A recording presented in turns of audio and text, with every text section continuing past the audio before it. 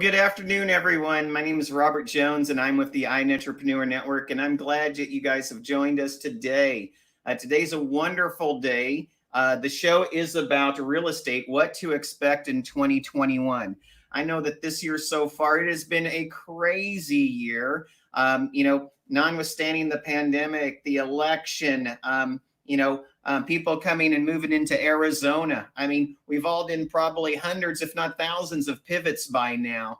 And, for some of us, like my wife and I, we decided to move right in the middle of it all. We were living in Queen Creek, Arizona, and we decided to, hey, let's move to Mesa. Let's get a little bit closer in town. And we both had to sell a house and find a house pretty much simultaneously. But we did it. We survived. We had a great team to work with. And that's what real estate is all about. It's all about teamwork. And we have three great members that I know, like, and trust that are great team members. We have Stuart Gethner. He is an investor and trainer with his REI Academy. We have Micheal Radcliffe. He's a mortgage broker owner with Nova Home Loans. And we have Melanie Compton. She's an accomplished realtor. She has over 20 years of realtor experience, and she's also coming back as an investor really strong. And for some of you out there, you may think that there's not a lot of real estate deals, or there's no homes on the market for you to buy in your price range. Well, actually, there really is. If you have the right team, they can actually find the right home for you before you get on the market. Now, but it's not just residential homes that we may be talking about. We could be talking about land. We could be talking about commercial real estate. We could talk about creative financing. We could be talking about hard money lending and loans, maybe even FICO scores. But on this show, you never know what you're going to get. So it's kind of like that box of chocolates. So I'm really excited with our guests today. And hey, you know what? I think that we should just get started. My first guest today is Mr. Stuart Gethner. Hey, Stuart, how are you doing today? Hey, Robert, I'm always glad to be here. I'm honored to be part of the network. So that's an honor for me. Thanks for having me. Well, I am honored for you to be here today. I mean, for some of us, maybe the one or two people out there worldwide that don't know, you are the lead instructor of the iNETrepreneur Real Estate Academy, aren't you? I am, again, honored to be there as well. Prior to that, I taught for 15 years at our Real Estate Investor Association. I have 12 online classes for the national REIA, but my claim to fame is being part of the iNETrepreneur Academy. It's a real honor. Well, I will take that in any day of the week. And, what's really funny about our academies, we really only started that about 9 weeks ago right now. And from our humble beginnings, we're really starting to get a great following, are we not?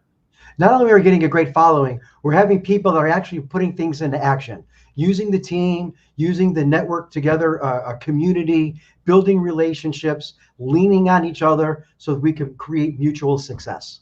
Yeah, and I've also noticed with people who are coming in with the real estate investing, they're also seeing the broader picture of creating relationships even outside the real estate network, and also is creating a buzz within our community of people who never really had any interest in real estate, Stuart. Now they're coming into the community, aren't they?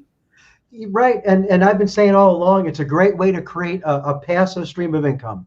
And passive doesn't mean there's no work involved. It just means you're not trading time for money, Robert. Yeah. And, and I think for a lot of us, I love doing what I do. I'm a technician in many ways, but, I'm just one person, and I go farther, faster when I have a team around of me of trained professionals who actually know what they're doing. And, that helps me accomplish my goals. And you know what? It makes my pretty wife smile, as I like to do, which Sean as well. She's the CEO of the iNETrepreneur Network. But, one of the things that I love about this show is, we just don't talk about the what and the hows. I like to talk about the you, why you, and, where were you born and where did you grow up and what were some of your early passions maybe? I know that you weren't always in real estate. I know that you weren't always an entrepreneur. I know that you've been trained classically in other fields, and people may not know the Stuart that I know based upon our conversation over the last couple of years. So just give us a little bit of the taste of your background. So thanks for asking. Born and raised in Chicago, Illinois. And if anybody knows the weather in Chicago, you know why I'm here in Phoenix. I couldn't stand the snowstorms, couldn't stand the bitter cold. My family's there, still there. It looks sunny. They got a blue sky today. They walk outside and that cold weather just smacks you right in the face. I went to pharmacy school. Yes, I'm a pharmacist in St. Louis. And then after I graduated from pharmacy school, I moved out to Phoenix, and it's been a great ride. I love living out here. Well, I mean, in pharmacy school, I mean, that must have been an adventure in itself. I mean, I understand that you're not in it, but what were some of the things that you may have learned from pharmacy school that you actually apply in real estate today? So I enjoy being a pharmacist. I own 3 pharmacies out here in the Valley, and I'm a certified fitter. We did a lot of compounding. I really enjoyed being the community neighborhood pharmacist. For me, talking to people about their prescription medication, talking about interactions, medical conditions, fitting them with braces, homeopathic herbal remedies. We did a lot of things that were outside the box. And from what I can tell you of how it helped me in real estate today, and I think it's just me as a person, and I was just talking about this with a friend a little while ago, earlier today. For some people, it's all about the money. If they can get it cheap, they can get it somewhere else. They'll go across town and spend an hour of their time to get a product 5, 10, 15, 20, $50 cheaper. For other people, it's about the relationships. And when people would have those little prescription cards, it would be a $10, $20 copay, whatever that is, wherever they went. And there were a certain segment of population that would want to get their prescriptions, pick up a gallon of milk, and buy their shotgun shells all under one roof. And for them, it's Walmart. And for those that really wanted to have a healthcare professional that knew who they were, knew about their medical conditions, and had a private area to consult and talk about, there was our pharmacies, the independent pharmacists. So for me, what I took out of being in pharmacy was and brought to real estate, especially when I work with investors, because that's our specialty, is buying property here in the Valley and creating cash flow, is everything's built on relationships, trust and confidence. So Well, that's the right thing. yeah, and I think we really need to wheel back around with that training. You have to pay attention to certain details that many industries don't. I mean, if you're reading the prescription wrong, or if you're giving out advice, because we never ask our pharmacist any questions, right?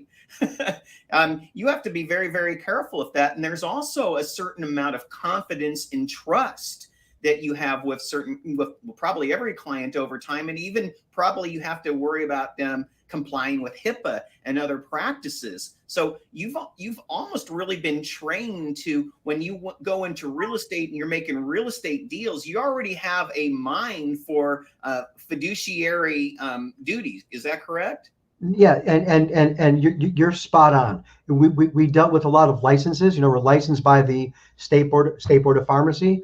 I'm licensed by the State Board of Pharmacy. You deal with federal regulations. We have a DEA license. You mentioned HIPAA, but at the end of the day, you're spot on. You want to make sure that the prescription's read correctly, the right medication is dispensed. There is an area of trust. And I will mention this: pharmacists and nurses take turns being the #1 trusted profession in America. Wow, I believe that. Now, but here's the thing, Stuart. To me, it's very interesting to say, hey, I was a pharmacist, but then I got into real estate. Now, I am sure at one time, being a successful pharmacist, owning 3 locations, really loving and being trained in your craft and being able to meet people at such really a level that a lot of us really don't have. I mean, again, when you're providing information, when you're providing medications, when you have a team within each store, I mean, what would cause you to stand up and say, you know what, this light's going off, and it's like all of a sudden I want to change my life radically. I want to go from pharmacy and now I want to go in this different direction. There had to be a pivot point that said, yeah, Stuart, it's time to move on. What did that look like? So thanks for asking. So there were actually a couple. One was one of the pharmacies that we owned is what we call long-term care pharmacy. 2 pharmacies were retail, Tatum and Dynamite. One was at Central Camelback. But our long-term care pharmacy had no walk-in traffic. It's called the closed shop pharmacy. And we serviced nursing homes, assisted living facilities, hospice patients. And I'm sure you know what hospice is. And one day I'm talking to one of the hospice nurses, and she says to me, do you know what the #1 regrets of my patients are? And I said, yeah, probably spending too much time at the office and not enough time with their family. And she said, you think so, but you're wrong. And I said, really? What is it? And she said, they live their life for someone else. And I Mm, thought about that. wow. And as much as I've enjoyed pharmacy and I enjoyed being a pharmacist, one of the expressions we had in pharmacy school was managed care does neither. They don't manage it very well, and they really don't care. And so Yeah. all they're about is the bottom line for their investors. And then on the second part of the story, at the time I had two little girls. I had full custody of my little girls. At the time they're about 8 and 6 years old. And one day we're driving out to the East Valley for the Renaissance Festival. We have this Renaissance Festival here in Arizona where they get all dressed up and they go on horses and all kinds of stuff. And we went and stopped at Fry's to get discount tickets to go to the Renaissance Festival. And we drove down there, and their favorite part of the Renaissance Festival was eating these oversized turkey that they would take 2 or 3 bites of the turkey leg, Oh, love right? the turkey legs. Right? Yeah. And they would do the henna tattoos. They love getting henna tattoos. So we spent about 3, 4 hours there in the blazing sun, and we're on our way back. It's now dusk, and I'm driving down the Highway 60, the Superstition, coming up the Squaw Peak, the 51. And as I'm on the Superstition, getting on the 51, I noticed that my gas light is starting to flash. I'm running low on gas, and I'm thinking to myself, okay, I should have enough. I lived in North Phoenix at the time. I should have enough gas to get home. And as I get up to about Camelback, Bethany home, as I'm going north, the light starts from flashing to turning solid yellow. And I said to myself, I know better. I know what that means. I better stop and get some gas. So I pulled off at Shea. I pulled into the 7-Eleven where there's a gas station. And I knew, Robert, at the time, that my Discover card was pretty much maxed out. Right. And I'm thinking to myself, oh gosh, I hope I get some gas. I want to make it home. And I got these two little girls in car seats asleep in the car. And I stick my Discover card and I pull it out. I'm just kind of looking at the pump, and it says approved.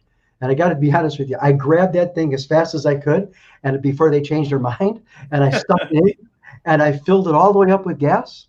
And I remember thinking to myself that my gym bag was in the trunk, and I think I had maybe $1 or $2 in singles in case my Discover card didn't work. And I'm thinking, man, you don't do bad as a pharmacist, but there's got to be a better way. I'm Right. living hand to mouth. I got to do better. And then the gas tank filled up, and I wasn't sure when I'd be able to buy gas again, or because I knew I was butt up against the credit limit. So I squeezed the handle to top off the gas tank, and wouldn't you know it, bam!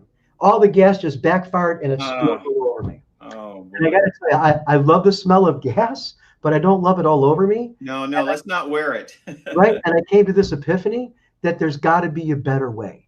I Yeah. love what I do as a pharmacist, but what else can I do? I can't work more hours. I'm already working as much as I can being a single parent. Where can I go that I don't have to trade time for money? Where can I invest in something with little or no money down and generate some cash flow in return? And that's when I started educating myself on real estate investing. Yeah, and I like that you bring that to us because I think it's very important, for a lot of people in life. What makes them so passionate about what they do is they have to get deep. They have to get deep with their feelings. They have to get deep within their thoughts. They have to have some type of pain. And it's only sometimes for many of us, it's that pain that creates the change. Now, I mean, fast forward to today's environment, there's a lot of people that are feeling pain.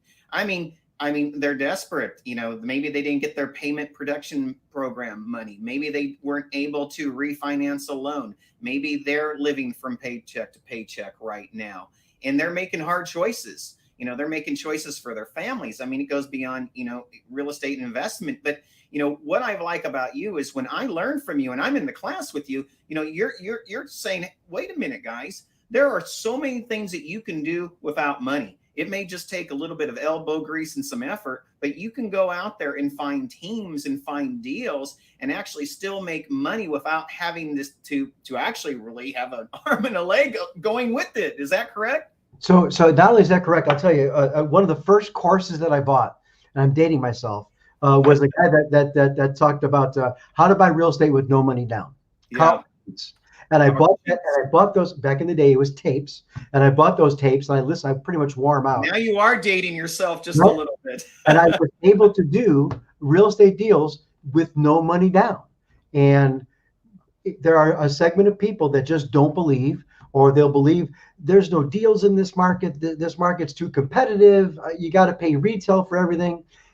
I just got 2 deals that got emailed me today. So I tell people when I teach the class, let those people go ahead and think those things, and we'll go off in this corner over here, and we'll just continue to do our deals.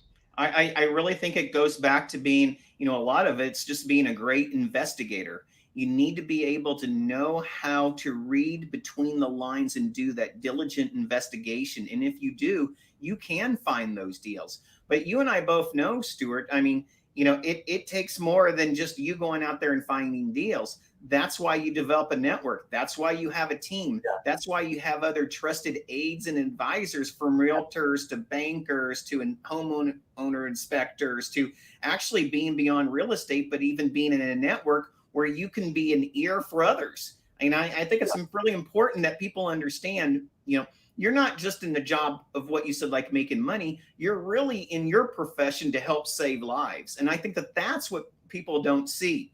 And that's what I want people to understand about you. And when I save lives, if you are helping someone from the torture and the pain of drowning in debt, or not being able to make the payment, or having those emails and phone calls and bills coming in the mail, and you're able to step up and come in and say, look, I can get you out of where you're at now and still find you a reasonable, wonderful place to live.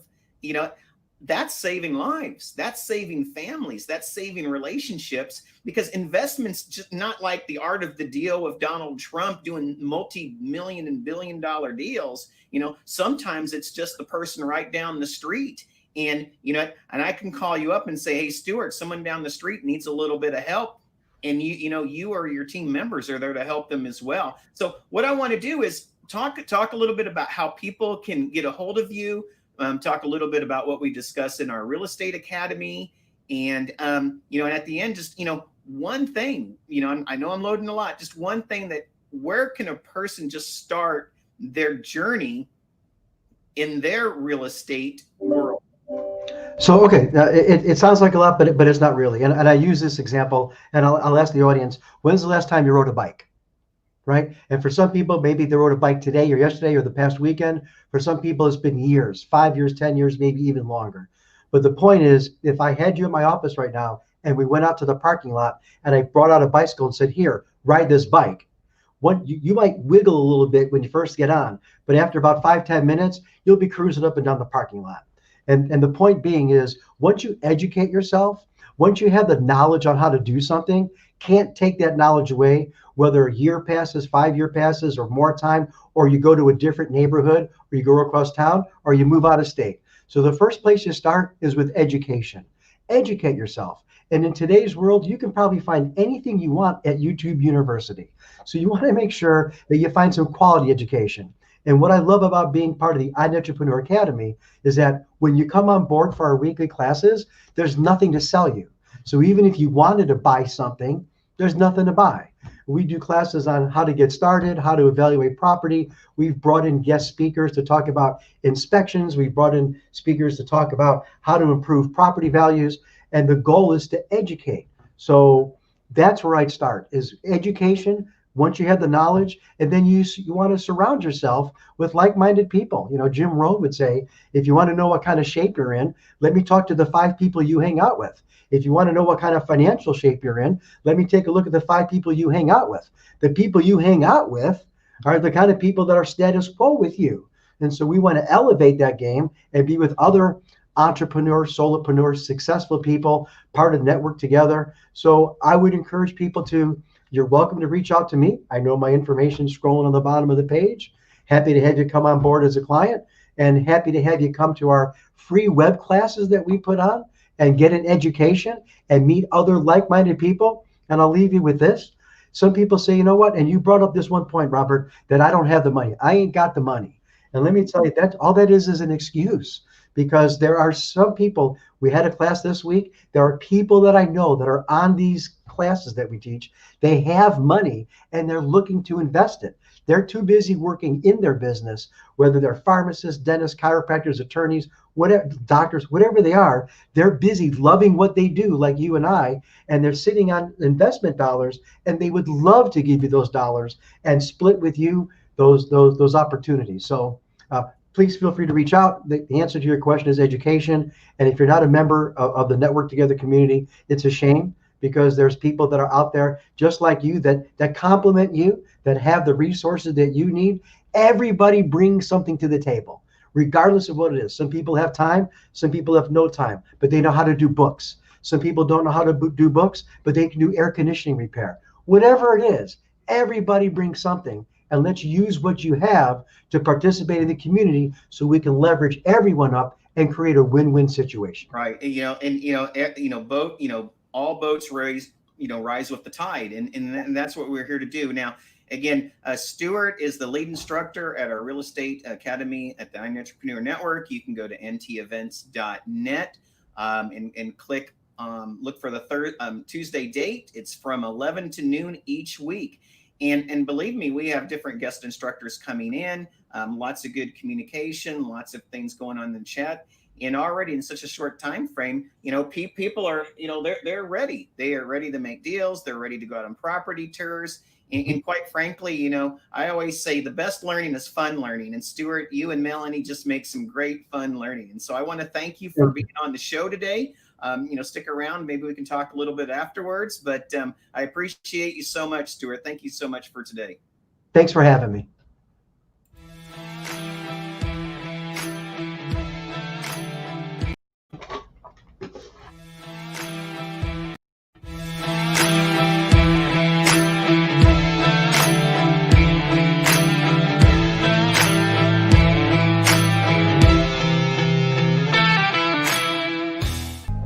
Marty Barigian, a transformational energy connector, a global energy master, seeker of the universe, and the abundance connector.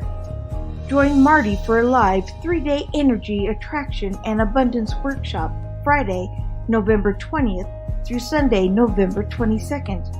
Harness the specific energy required to attract abundance, love, and vitality into your life. Purchase your ticket at martybarigian.vip/life.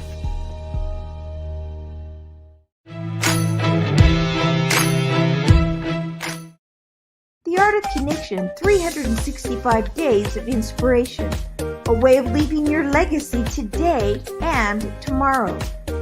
It's great to be inspired, but it's better to be the one doing the inspiring.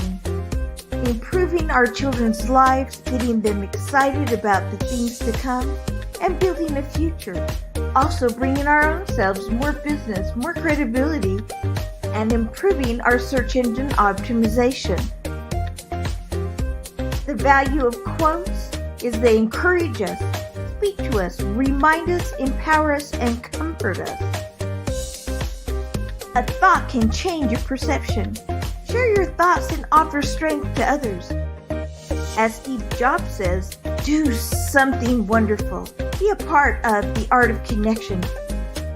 For more information and to secure your spot in history, go to www.365networkingquotes.com.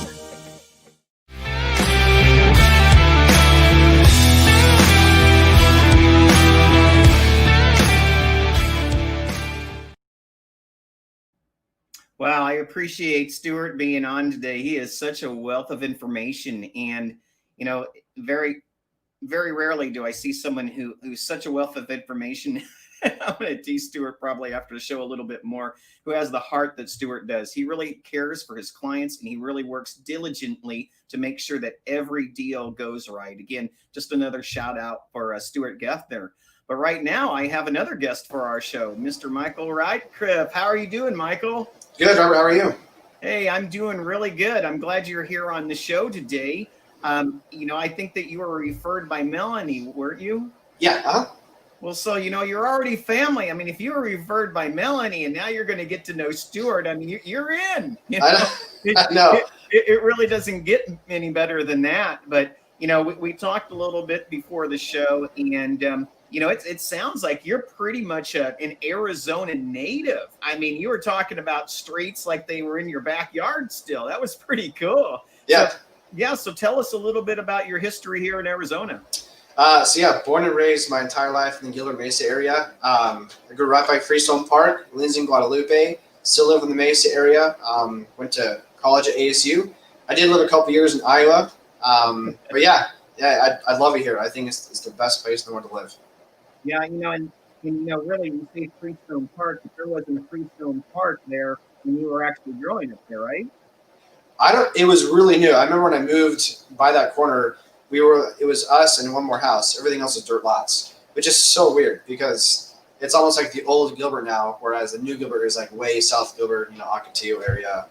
Yeah, I mean, the first time I lived here was in 1992, and I think about this area in 92, and I remember it seemed like Apache Junction was like in this other world, and living in Phoenix, and then you go out to the White Tank Mountains in the 303, and that was another world. And there was actually land in between the regular metro area, Phoenix, and these outlying areas. There isn't it anymore. Yeah, it's crazy. 92 is when we moved, actually. So okay. It's wild how much. Yeah. And the other thing too is, my family, they went to ASU as well in the 70s. And of course, they have stories how, Arizona's changed so much, but, Arizona is a remarkable marketplace, and it's one that's just, it's beautiful. People talk about the heat and they talk about, well, you got to live through the summer.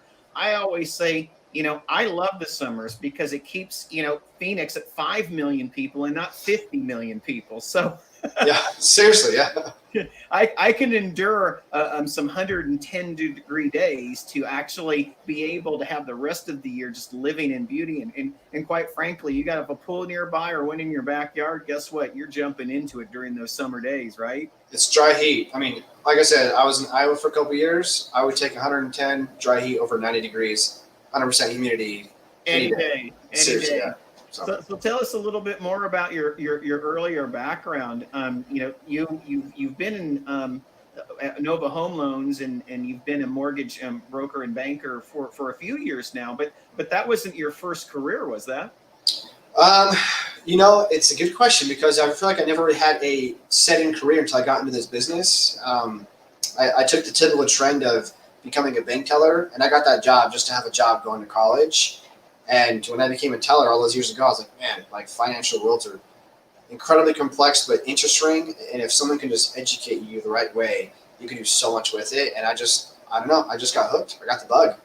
I mean, but a bank teller, and, a lot of people don't respect bank tellers, I think, in the ways that they should, but there really is a lot of knowledge. Now, it's different than Stuart and pharmacy school, but really, in the same way, you have to have a little bit of confidentiality too, being a bank teller, because you can't necessarily, you can be friendly and nice to everyone, but you can't always necessarily know everyone because you don't know the family dynamics even. And I think that there's some interesting ways there. But you're also the first layer, so to speak, of a lot of actual cash and other dealings changing hands, right? Yep, that's what kind of got me into it, because from there I became a banker. I just wanted to get deeper and deeper into that relationship, because you have those conversations. Those are pretty sensitive conversations that Stuart can attest to. You have all their financials open in front of you. You talk about it in privacy. They have to trust you to open up and provide all the information so you can give them the right direction. So when I became a banker, it was that much more in depth. I loved it, and from there I just said, what's the next step from here? And that's when I got into the mortgage business, and I'm sticking with it the rest of my life. I love it. Well, yeah, and I think it's very interesting too, because by being a teller, you are able to kind of start graduating differently. And when I say graduate, I mean your relationship with money. Oh yeah, it's steps and steps. It's steps and steps. One of the biggest fears that people have is actually knowing that they can have a good relationship with money. most of us fear money. We know how to make it many times. Some of us don't even know how to make it, but we don't invest it. We're not diligent about looking for the right loans or putting our money in the safe places or putting so much money away for retirement and other investments and whatnot. So I'm sure in your world, by starting out in banking, you probably ended up having a better relationship with how you caretake your money than many other people. There's a common misconception, I feel like, in the financial world, that if you're a financial advisor, investments, mortgage lender, realtor, that you're automatic pro. And I think, and like a lot to what Stuart was saying, and we'll talk about that. What sets my team apart from other places is the steps that I've taken, teller, banker, now mortgage loan officer, carrying my own team. All that experience has allowed me to know how to educate people properly, because every single person is different. I mean, every single person has their own story, and you have to be able to tailor and educate to that specific person and not just a generic group of people. Yeah, and I will tell people this too, and I really push it. A lot of people think a loan's a loan, but there are so many factors involved in a loan and in what's proper for the person that it kind of makes your head spin. But at the end of the day, there's still many loans that we know of. Maybe an FDA loan, maybe a VA loan, maybe or let's go FHA conventional, conventional, jumbo, and stuff like that. But I think in this modern day, there's probably even more loans that there may not be stated income loans anymore, but there's a lot of other loans, I'm sure, that are out there that actually can, improve a person's, even from refinancing, to other things that we can use and leverage money with. Can you speak of some of the more novelty loans that your company, that you personally are able to provide that people just may not know about? There are a ton of programs. Again, I feel like there's a lot of myths in this industry, because it changes so much, especially after 2008. It's completely different. But yeah, like you said, you got USDA, VA, FHA, conventional, down payment assistance programs. And then in those, there are different portions as well. A lot of people who will come to me, let's say, hey, I got a 740 credit score. What do I get? And it's a common belief that the credit score determines everything. Mm-hmm. But it always surprises people who even have purchased 3 houses. You tell them, did you know that your loan to value or the amount of equity actually gives you better pricing interest rates? The type of home can change it. There's the term. There's a lot of things that can change it. As far as specific programs, we have all those basic ones. A big thing that a lot of people don't realize is the down payment assistance. Arizona has 2 really awesome programs that we help sponsor. You got Home Plus and Home in 5. One's county specific. The other one covers the whole state. It's very simple. It essentially gives you 3 to 5% of the loan amount as a grant. If you're in the home for 3 years, it's completely forgiven. Oh, wow. And first-time buyers are there for 3+ years, and the rates are very competitive. So people deserve being at home. I mean, the investment in real estate is incredible. It far surpasses what you're going to invest with renting. Well, and I think that we also need to look at, those first-time home buyers as well quite a bit. One of the things that I found working, I actually worked at Realtor.com. I had my real estate license here in Arizona. I went to Arizona School of Real Estate and Business, and so my minor at University of North Texas, where I went for my undergraduate, I went to graduate school at ASU, was psychology. And what I found really interesting is, one of the biggest fears for most first-time home buyers is not, having the home. It's actually having the loan. Yeah. Loan is a really big fear for them, and they feel like it's a death sentence. And you have people, they joke about what mortgage means and how it came. I don't think that that's a myth, and I don't like that it's put out there like that. A loan officer that properly fits the loan to that first-time home buyer, can actually be a blessing, not a curse.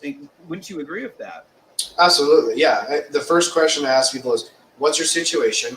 I let them talk about where their living situation is, their job, what can they afford. And then a question I love this question is, and I feel like most people don't ask this in the real estate world, is, what's your biggest stresses? When I ask you, like if I was with you, Robert, Robert, what are the top 3 things that come to your mind that might scare you when you think I'm buying a house? And the answers are so revealing. And the second I find out their stress, dive into it, attack it, because buying a home should not be a scary thing, but it often is attributed to fear.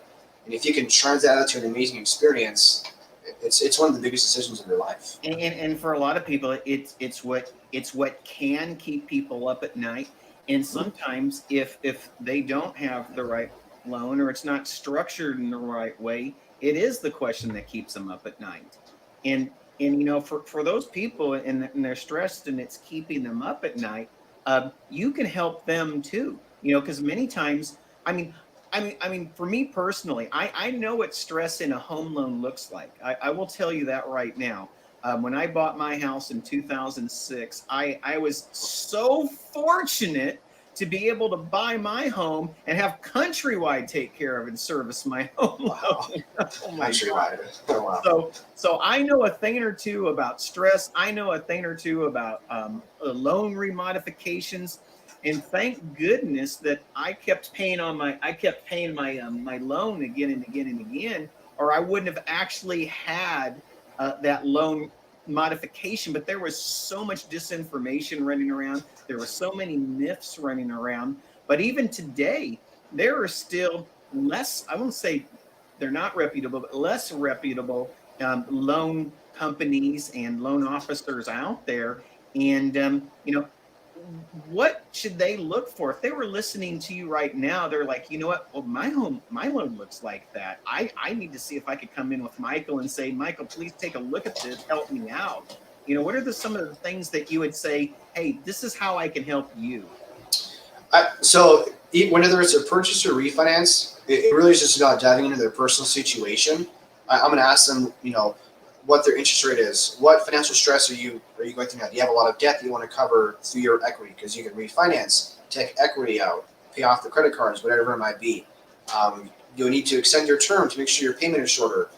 How much can the interest rate be reduced? Sometimes people think, the 4% or so is still great, but the rates are incredible right now, historically low.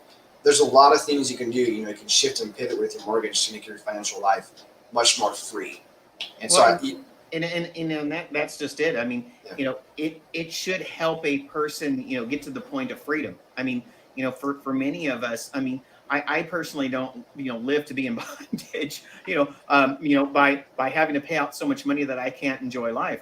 I even tell my wife a lot of the time, I say, what good is love if we can't enjoy each other? If we have to work that hard that we can't enjoy each other. And I think in your world, one of the biggest investments and stressors of life is the home and the home loan that goes with it.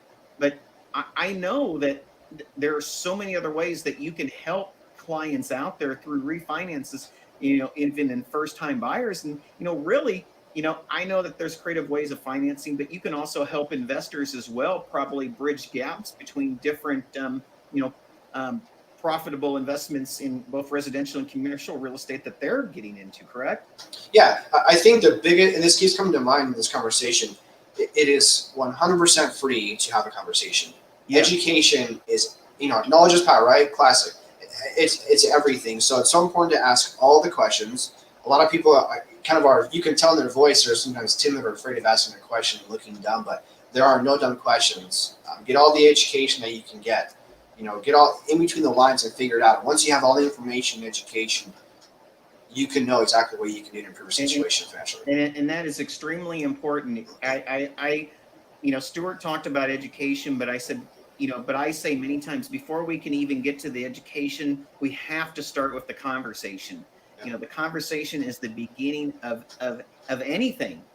From a business deal to buying a product to having a neighborly conversation, in your community. I think it's really, really important. So what I would like to do, right now, of course, Micheal, is I'm going to roll your information across here. Just tell us some of the best ways that you can be reached. And email or my cell phone honestly is the best way. You can text or call me there anytime. My biggest motto is communication. Yeah. To me, communication is the lifeblood of any business, whether it's real estate, retail, plumbing, seriously anything. My promise to everyone, and that's why I work with Melanie, and that's how we got teamed up, because our communication matched. people need their responses. Yeah, and really, those mortgage loan officers really, to me, are they're almost like a quarterback as well. Yep. I mean, working with title, working with the realtor, working with the banks. I mean, there are so many spinning plates, and I think that sometimes being in the mortgage environment, home loans, etc. Sometimes, yeah, some have poor raps, but I also think if you have a great loan mortgage officer, you actually have a great partner, one that lasts the test of time and can run with you the lifetime, because the needs never go away, and the opportunities never go away. It's just finding that partner to do business with. That's what you want to really never go away either. Yeah, I think the two things a person should pay attention to when shopping around loan officers, because I believe there's over 14,000 loan officers just in Arizona. Well, Pay attention to communication. Pay close attention to that, because in the beginning of a transaction, if you're waiting 2 days to hear back from someone, you're not getting a text response back. Imagine how stressed that will be when you're at the closing table and you need answers. And the second way is how you feel. Seriously, how you feel with talking to that person. Do they really care? I'm extremely passionate about what I do. I've bought 2 loans myself before. I know how it is. Like you said, Robert, the stresses that come with it, it can be a nightmare if you're with the wrong team. So pay attention to communication. Make sure you're educated. How you feel with that loan officer. If you have the right team, it is not scary buying a home. It's an awesome experience. Absolutely. Well, Micheal, thank you so much for being on the show today. And, I think that everyone that was viewing, really gets to know you a little bit too, because we get to understand your why. And I can totally tell that you're passionate about what you do. You love those zeros and ones. Thanks, Matt. I'm glad to be here. Thank you so much, Robert. Thank you. Take care. You too.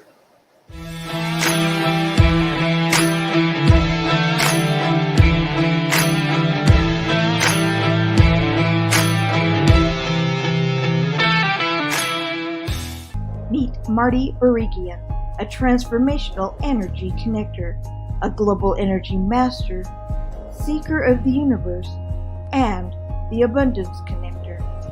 Join Marty for a live 3-day energy attraction and abundance workshop Friday, November 20th through Sunday, November 22nd. Harness the specific energy required to attract abundance, love, and vitality into your life. Purchase your ticket at martybarigian.vip/life.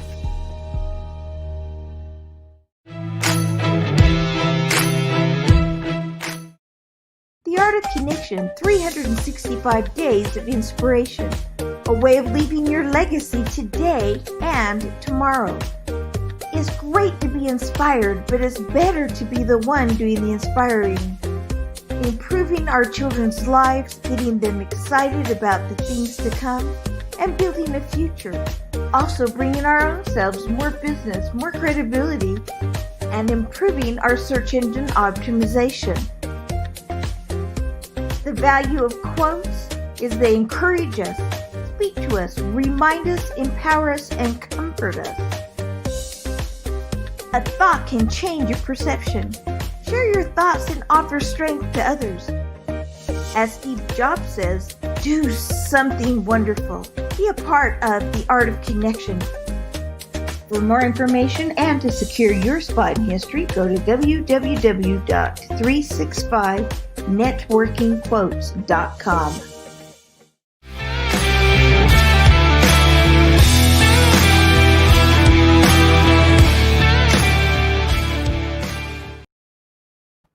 Well, I just want to thank Micheal again for coming on today. I think we got tremendous amount of information.